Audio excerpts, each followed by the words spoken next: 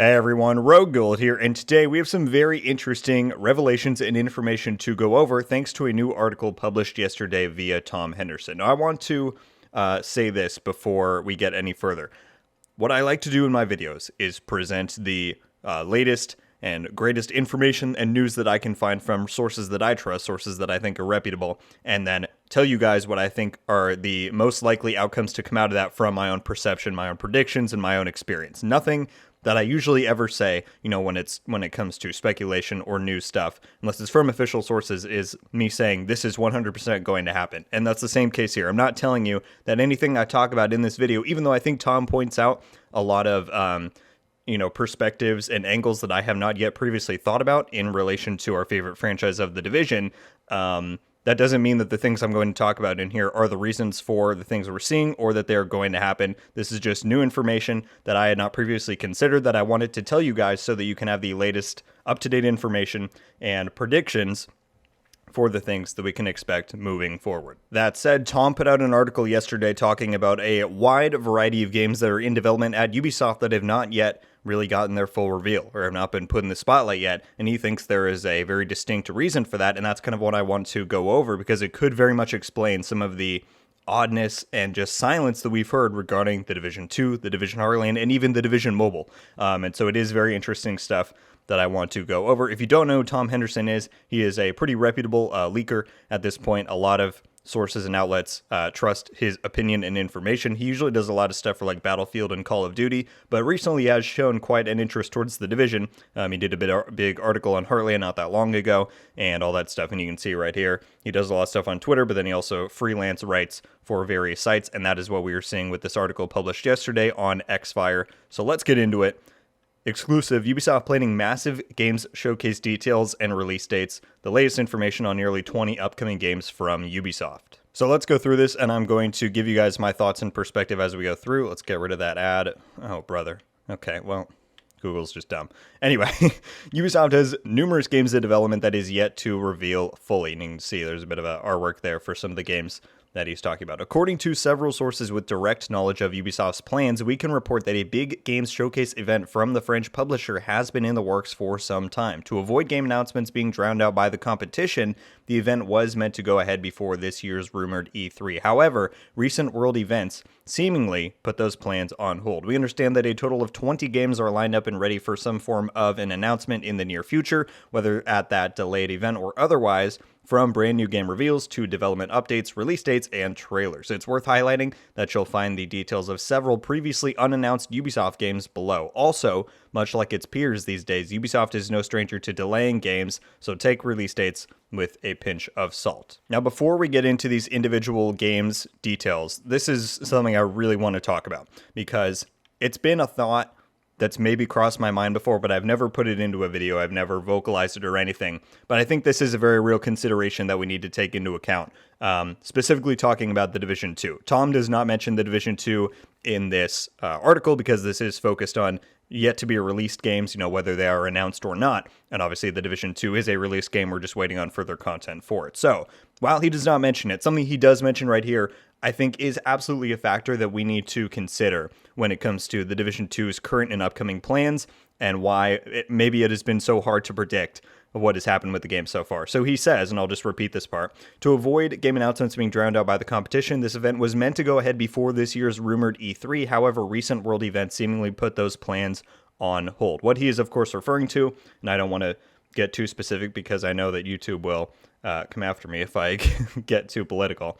The conflict in Europe and Ukraine with Russia is what he's referencing, and it, of course, has had a huge impact on the entire world. And in video games, too, right? Fortnite recently came out with their new season this past week, and they canceled their entire marketing campaign because the season revolves around the concept and theme of war. And of course, that was not developed, when this stuff was happening. That was done months and months in advance, and it was just very unfortunate timing that it has now coincided with when this stuff is happening. And so what they did was they canceled their entire marketing campaign, and they're now donating the proceeds that they're making from this season for the next 2 weeks to relief efforts over there. And so what I think we really actually need to start considering is, could this legitimately be having an effect on The Division 2's upcoming content that we have all been waiting for so long? let's take a look back at the timeline here.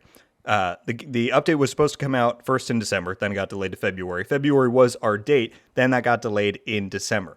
When they announced the Season 8 rerun, the vast majority of the community, myself included, assumed that, okay, they're even shortening it, right? They shortened the season from 12 weeks to 10 weeks. There is pretty much no way that the new content is not scheduled to come out when this shortened season rerun ends. I've been saying recently, I said on this week's past stream, that I see no explanation for if the new content does not release at the end of this 10-week season rerun. I see no explanation for why they would shorten it if that was not the case. Why would you get rid of 2, quote-unquote free weeks of content to run in the game if you're not going to release the new content right after that? It's important to realize, however, that when they scheduled this shortened season rerun and when the season rerun began, that all happened before this conflict in Europe broke out. That happened in the middle of February, and that stuff followed shortly after, a week or two, I believe.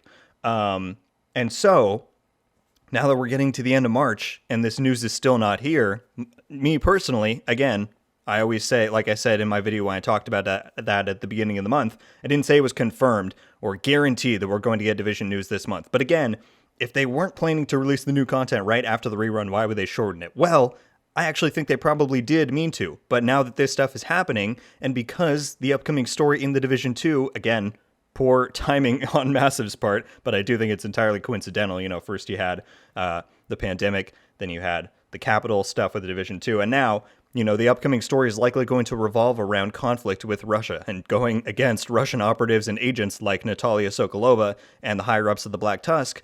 That's kind of unfortunate timing with the stuff that's going on in the real world.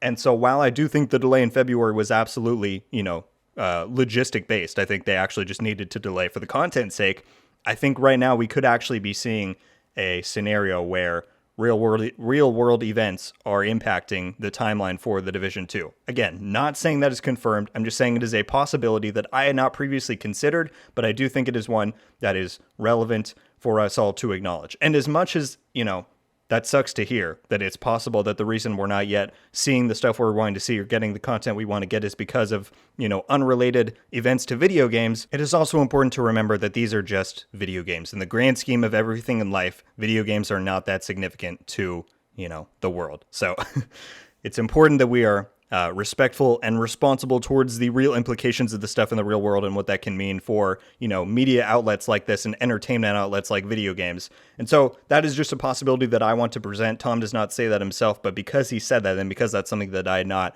really put 2 and 2 together before, I just want to present that as a scenario, as a possibility that I think a lot of us should acknowledge moving forward with the Division 2. However, with that said, we also have some information in here that he talks about for the Division Heartland and the Division Mobile, and he talks about how Ubisoft has been planning a Ubisoft Forward event that is now probably delayed a little bit because of these real-world events. And I think that actually makes a ton of sense for, reasons we'll get into. But let's cover these individual games first, and then we'll talk about that. So he talks about Skull and Bones, Avatar, which obviously Massive is doing. He doesn't say, I think they already gave the release window, right? They said holiday of 2022, so I don't know why he leaves that ambiguous. But the Division Heartland, obviously Tom recently did a big article covering the Division Heartland with a lot of gameplay details.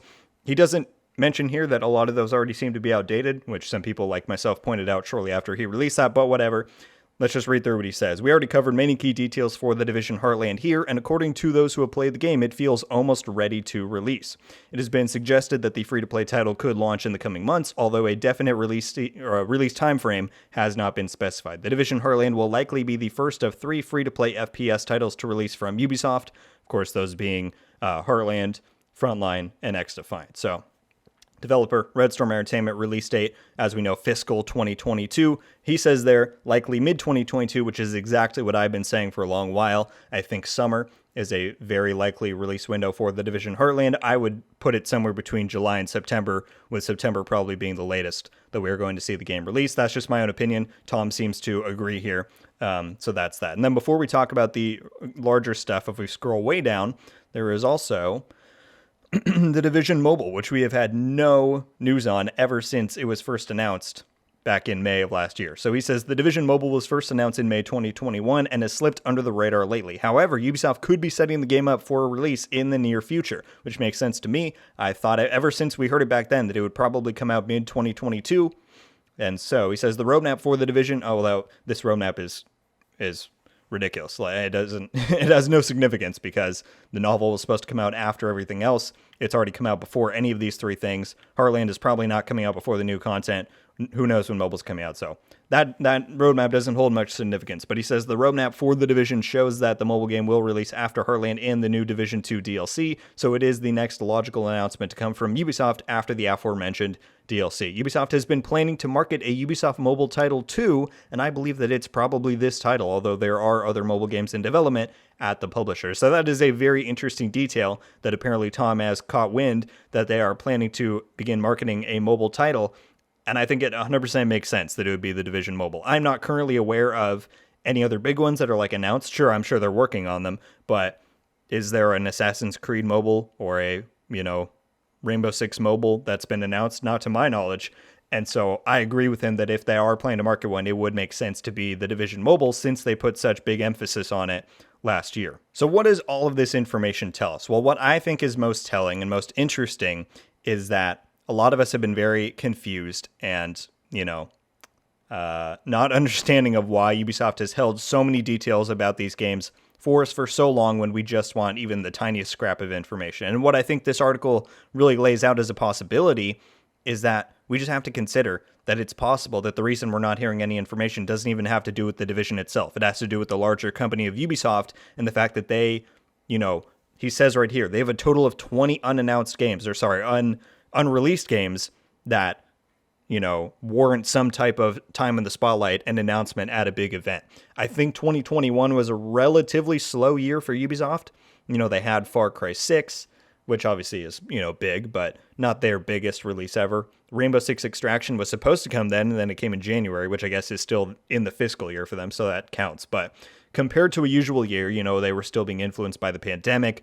It was a slower year for them. They kind of need a big bang in the industry, so to speak. And since E3 is still going to be virtual this year, it doesn't surprise me in the least to hear that they've been kind of working on and preparing this mega-sized Ubisoft Forward for a long time, as he says right here. And I think it is entirely possible that while maybe they would have given us some details in other circumstances on the Division Heartland or the Division Mobile by now, it's very possible that they're keeping everything close to the chest so that when this event does happen, they can just dump it on everybody all at once. All of their different IPs, all of their fans across different genres across the world can all get hyped up at the same time. So, again, as unfortunate as that might be to hear that the reason we're not getting Division news isn't because of the Division at all or the actual status of the games, I think it's very possible and very important that we acknowledge this as a possibility for why we have not gotten any news. Because I do think that whether it is now at E3 because they're delaying because of real world events, or maybe they schedule it a month in advance in May,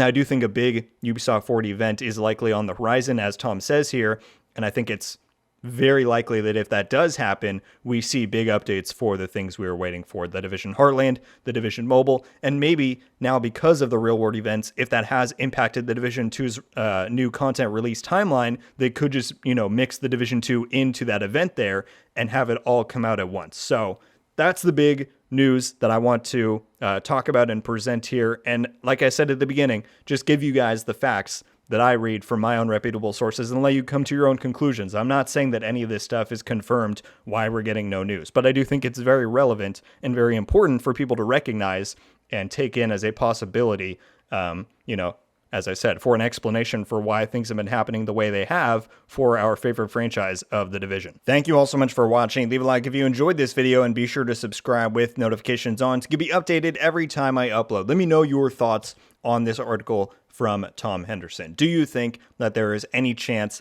that real world events going on in Europe over the last, few weeks to a month have legitimately impacted specifically the Division 2's timeline, considering the upcoming story in that game and all that stuff? Again, would it be unfortunate? Yes, but you also have to take into context that there are things in life that hold much greater significance than video games, that we play for our leisure and our entertainment. And so if that is the true reason, then I 100% support any decision they make in that regard, and I want them to take the most responsible and appropriate approach as they can. Additionally, do you think that the possibility that we haven't received any Division Heartland news legitimately to date, even though the the leaks the other week happened, I don't think that was intentional.